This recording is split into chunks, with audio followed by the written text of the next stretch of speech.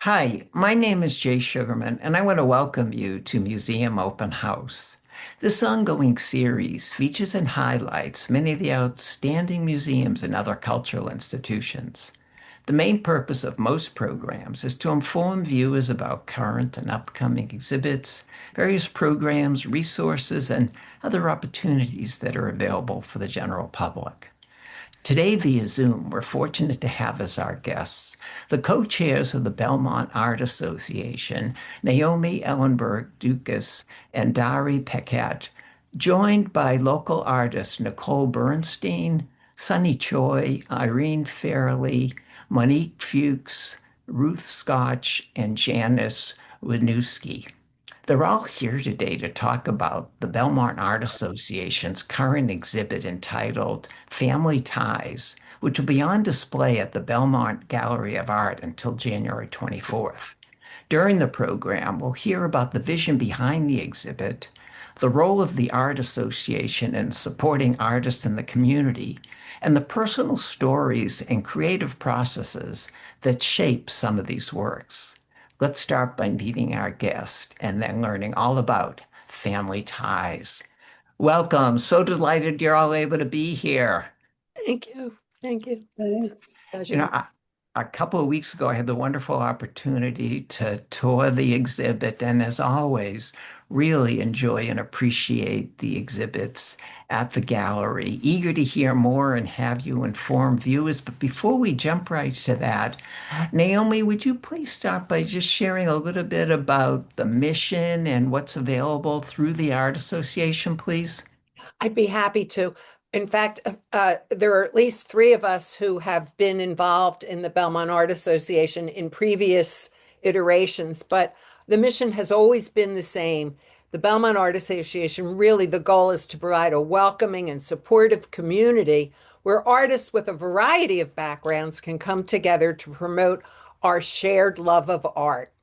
And we believe that art can really make the world a better place, and that the gallery, adding the gallery to the Belmont Art Association, has provided a venue so that we can offer these experiences and make them accessible to everyone.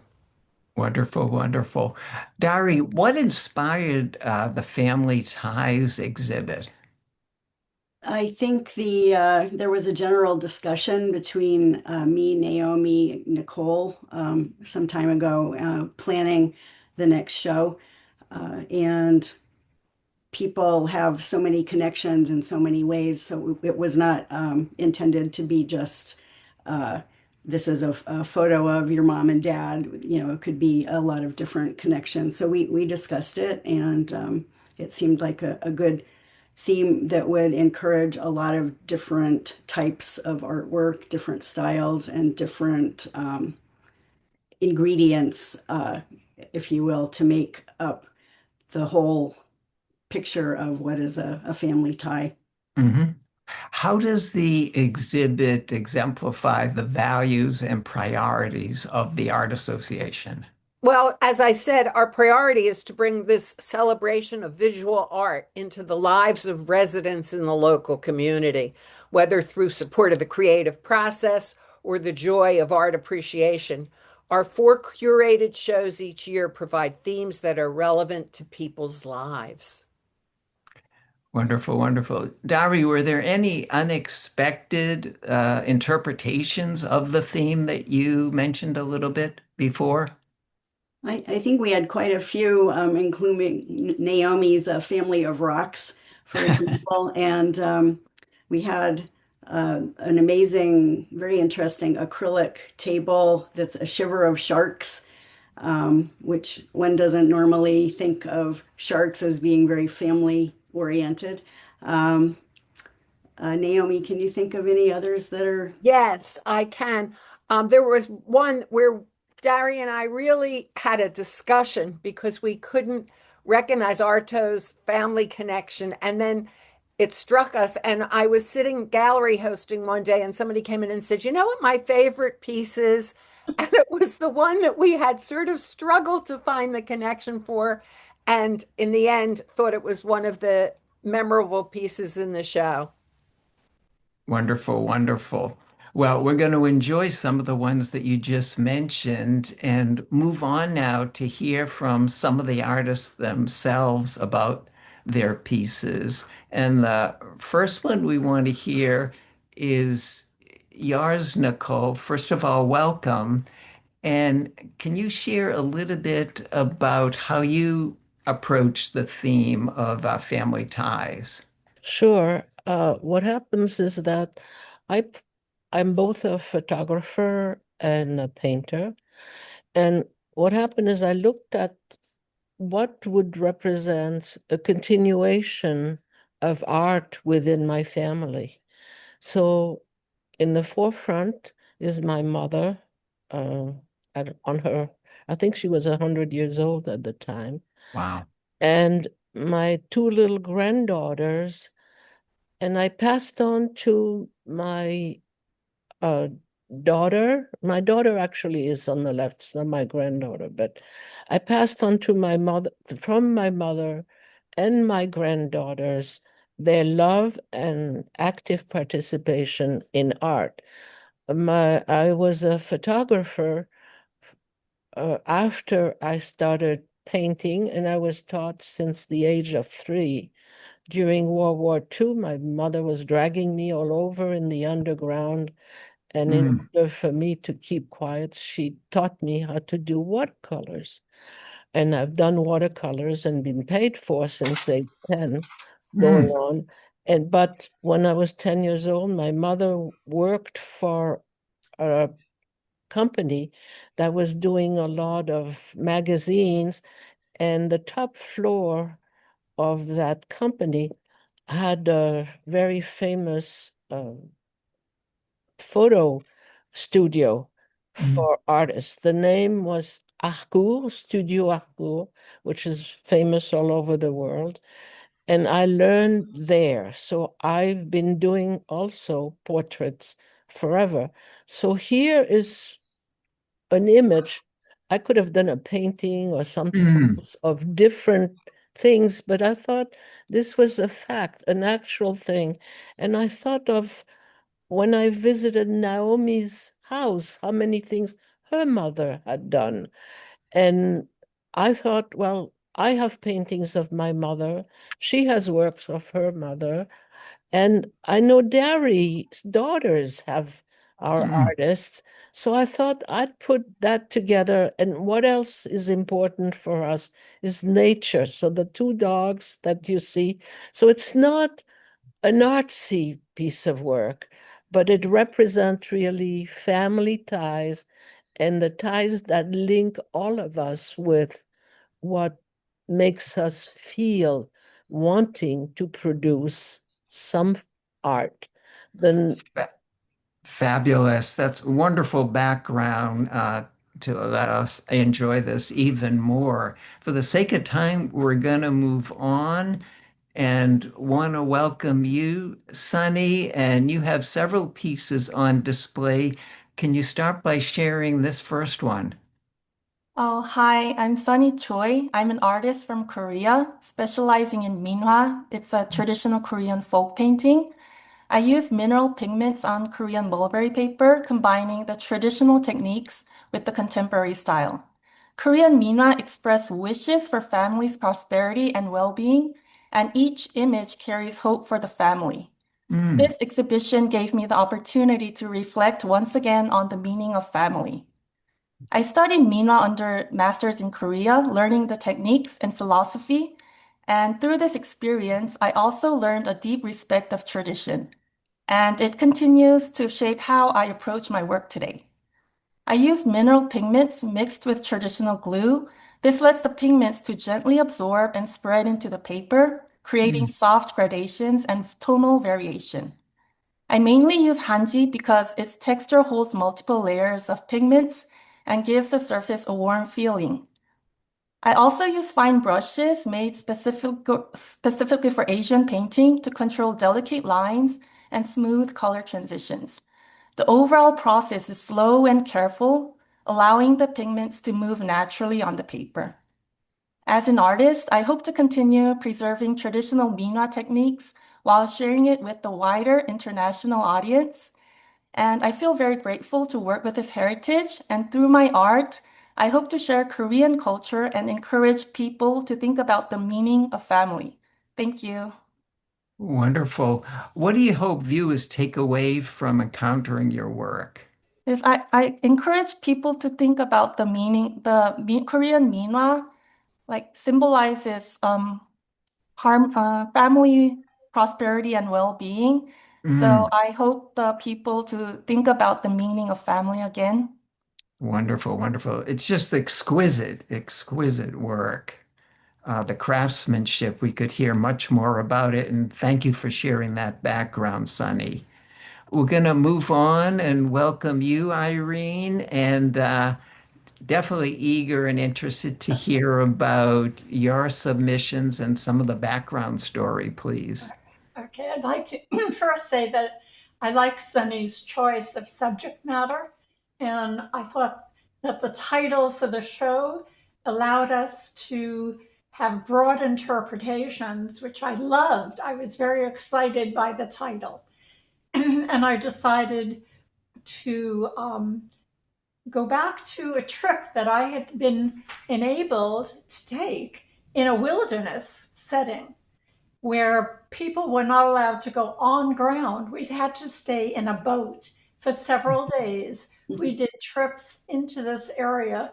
It's just the first municipal, what is it called? A provincial park that was set up on the coast of British Columbia, just below Alaska. So this is real wilderness, and it's guarded. The entrance is actually guarded. You cannot just go in if you feel like it. And so we made trips to see the birds. They were amazing birds and animals. But we saw at least 20 grizzly bears in the days that we were there. And I had to use photography at the time because it was pretty crowded on this small boat. So all of these are based on the photos I took during that trip. Of course, I started with photography like Nicole in the 1950s with my Brownie camera that I still have. But I have moved on to watercolor also, and printmaking and stone carving. So I work in several media.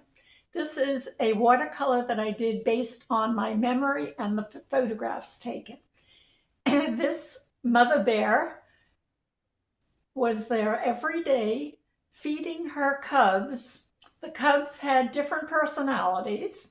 One would wander away often, and the other one would stay quite close to her. So it was interesting to observe. Also, she was teaching them how to dig into the sand and find food. So she would dig and leave the things they were going to eat almost exposed, but not quite. And they would be following her and then find the food under the sand. So it was Wonderful. altogether very interesting to observe. Wonderful. Here we see another view, I guess, based on a photograph as well Yes. in memory. And here's indeed Okay. This one is of your photographs. this is not a photograph, but it's based on a photograph I took. This bear swam right by me in the boat. He was only about 10 feet away. Wow. And so I took a close photo of him. And then I actually created a solar etching based on the photograph. Ah, So thank that I you. could print it with different colors. So this is an actual print.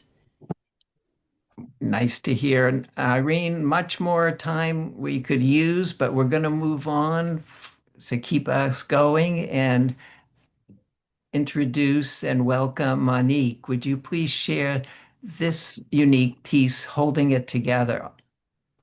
Yeah, thank you so much for having me. It was kind of serendipitous when the Family Ties exhibition came up because a couple of months earlier, a friend was inviting me to an open workshop, and it was during a quite challenging time for our family. And so I decided to go, even though my equilibrium was already a little bit challenged. But I decided to push myself and step outside of usually large scale work, usually acrylics. And I thought, no, I'm going to dedicate to watercolors. And because I work abstract, I tried to make the watercolors behave like acrylics. It actually frustrated me. So I'm always admiring the watercolor pieces in the exhibition, and Irene's are so beautiful, because I really struggled with this process. And so I ended up actually starting to rip pieces apart. And maybe it was a cathartic process for me. Maybe it was reflective practice in the moment. I'm not sure. But I always worked quite intuitively in abstract style. And so I have a collection of papers that I imported 25 years ago from Germany when we moved to the US. And so I tapped back into them, and I started to kind of assemble. And the sewing it together kind of represented really the different emotions that each individual family member has, right? The tension that always exists, the different expectations that are part of the equation, and how attitudes are kind of rolling over the course of a day. So the string really represents this, like, holding it together. And to me, that's what assembles a family construct, right? Like, no matter how challenging it is, it's a microcosm of joy, of conflict. It creates some reliability and always this underlying commitment of making it work. And I think everyone can relate to this. Most definitely. Very eloquently spoken. Fascinating to hear all of the background stories and the connections to the theme of the exhibit. Moving on, Janis, welcome. First, Ruth, before we get to Janis, Ruth, you have two fabulous submissions. This first one we see is Unspoken Bond. Yes, my inspiration actually, sometimes when I'm on Facebook, I'll see photos that friends post that really speak to me, and I'll ask permission to paint them, and a narrative will emerge. And this one definitely, I mean, to me, is all about a family connection. It's two cousins, and their deep caring bond for one another. And I really wanted to, it was in the photo, I wanted to capture it in the painting. And Oh, no, your talent as painter, the artist here, comes across the emotion so strong. oh, good. Mm. Glad. And this one has a little whimsy to it. Yeah, this was another, a different friend's photo that they had posted again on Facebook. And I thought it encapsulates, you know, the interaction and the love we have with our pets, and how sometimes our furry family can, you know, um, get into our space just a little bit more than we want at times. But we love them, we tolerate them. They're fine. Most definitely, most definitely. Before we move on, just a very quick word. What appeals to you about working in this medium? Well, for one, they're all done almost exclusively. They're painted with palette knives. And this is something that I've done for decades, really. And I love the expressive quality one can get with the knife. And I'm always looking for that kind of universal gesture that resonates with people. And I find that this particular medium works well for that. Most definitely, most definitely. Thank you for sharing. Thank you. Janis, welcome. Thank you. You also have a couple of submissions. The first one here, a little bit about the little angler, please. Yeah, this is a watercolor. I work mostly in watercolor, also acrylics and other things. And mostly I work realistically, although sometimes abstracts. And I went out to Walden Pond with my son on a fall day to take photographs to try to get photos to use back home to paint from. And my son ran out ahead of me and went out on this stone wall. Mm. People might know it. It's at the end of the beach at Walden Pond. Mm. And so I hadn't planned to take pictures of him. I was planning to just take pictures of like the fall foliage and such. But he ran out there. And so I got this picture. And I later on, from imagination, I added the fishing pole and the tackle box, and to make more of a story of it. And, Very, it would be wonderful to have more time to hear about the creative process behind this and some of your other work. And we are fortunate to have one more example, a couple of words about the rookery. yeah, this is actually a watercolor on Yupo, which is a kind of a plastic substance. So it doesn't absorb the paint. So what I did here was I painted the entire surface with the trees and sky, and then I used just a damp paintbrush with just a little water and kind of drew the birds by removing the paint to get back to the white. And this is based on a place in Florida, in St. Augustine, that was amazing. You walk through on this raised boardwalk, and there are alligators down below you, and up above in the tree, like every tree was full of these birds' nests with these families of birds of all Wonderful, kinds. wonderful. Yeah.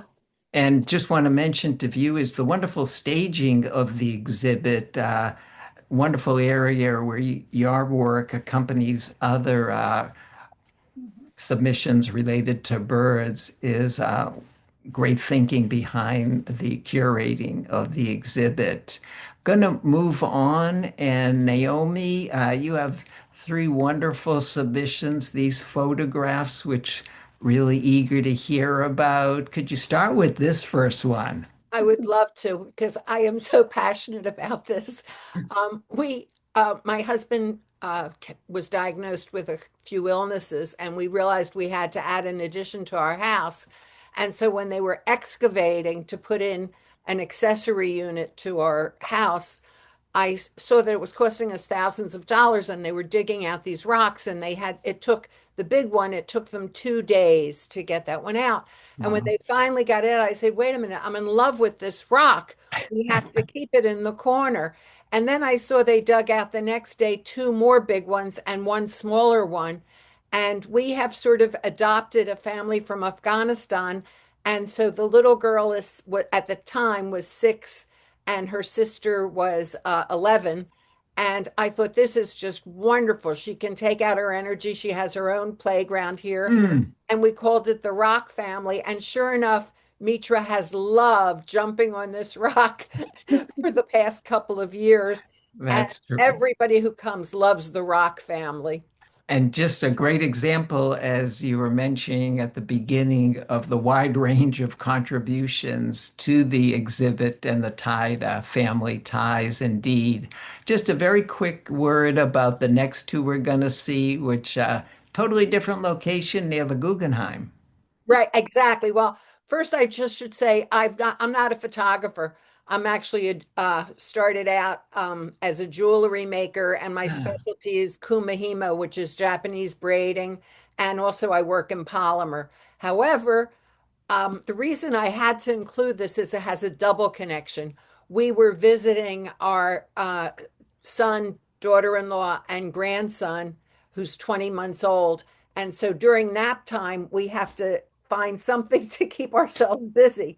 So we ran 4 blocks down to the Guggenheim, and I saw this family of dogs, and I just said, wow, how often do you see 4 on a leash? So I had to take that photo.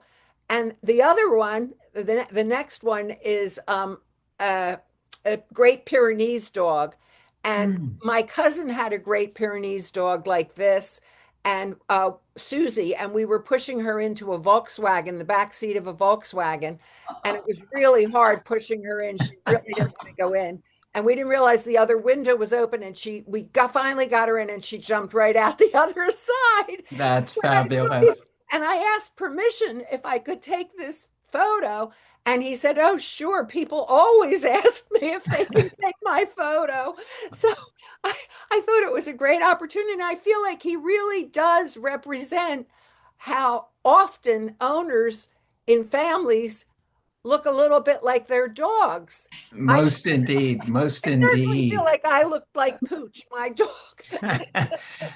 That's terrific. Thank you for sharing those wonderful photos. Dari, we want to hear your thoughts.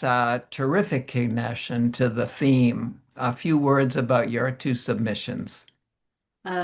Well, I am primarily now a watercolor painter. I was a medical illustrator at Tufts for 25 years, so I'm a bit of a slave to detail. The top painting is my husband taking a nap with our cat, who acts like a dog more than a cat, and I just had to chase him out because he was meowing loudly. And the two of them are best buddies. And the other painting is of our two daughters Mm. at the beach. And both scenes are in when we are on vacation in Maine, which is our favorite place to go and where I have the most time to paint. And another connection, the two girls' hair was all intertwined. It was very windy, and the beach in Maine is all rocks. But also the older daughter in the striped shirt, the shirt belonged to my mother-in-law, now deceased, and she was also an artist. So there's a Mm. double family connection in this painting as well. Wonderful, wonderful. What, just More very briefly, traditional interpretation than, rocks, but that was meaningful to me. oh, most definitely. Just fascinating to hear your background story as well as everybody else who's contributed. Just makes them so much more enriching, the whole experience and what this exhibit has to offer. Definitely encourage viewers and others to make their way to the gallery by January 24th. Naomi, in closing, what's been some of the reaction and feedback to the exhibit? Actually, Jay, we've gotten really good feedback. People love the show, but hearing everybody today, which I have not had that opportunity before, I realize how enriching it is. And I'm thinking ahead and thinking for January before the show closes to invite artists to come and speak and to invite the public to hear people talking about their work. I That loved hearing it. That would be fabulous. No, yeah, I kept thinking, wouldn't it be wonderful to have a little recording near each work as you're going by? Because it just adds so much. I mean, the artwork itself is very much appreciative, but the background stories make it just over the top as far as what an outstanding exhibit it is. To that end, we're fortunate in the credits for the program, we're going to have a link to the opening reception as well as wonderful video tour that Naomi took of the entire exhibit. So definitely want to call your attention to that in the closing links. And speaking of closing, unfortunately, we've come to the end of the program. It's been fabulous to have all of you here. Thank you so much for sharing your pieces, the background stories in particular, and just want to wish you all continued success with future endeavors. Thank you. Thank you so Jay. much. Thank you. And Thank I you. hope it's okay to just squeeze in. Our next show will be coming up in February, Travel the World with the BGA, and you'll hear more about that. Now, thank you very much for pointing that out. And we'll also have links to the gallery and the association in the closing credits. So also want to thank those of you watching for joining us and hope you'll be able to tune in next time.